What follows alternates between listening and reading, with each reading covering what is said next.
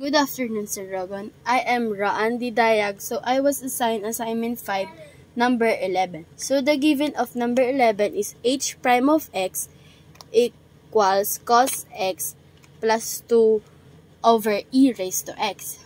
First, we have to simplify the given.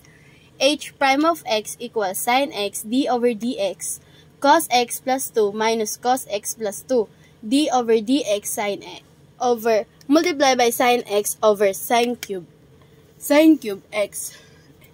H prime of x equals negative sin x minus cos x plus 2 multiply by cos x over sin cube x.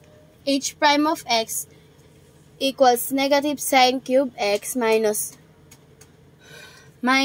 cos cube x plus 2 cos x over sin cube x.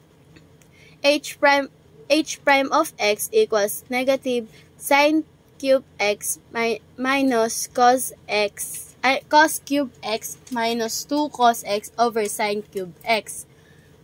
H prime of x equals negative sin cube negative sin cube x plus cos cube x minus 2 cos x over sin cube x. So the final answer is h prime of x equals negative 1 minus 2 cos x over sin cube x. And that's all. Thank you.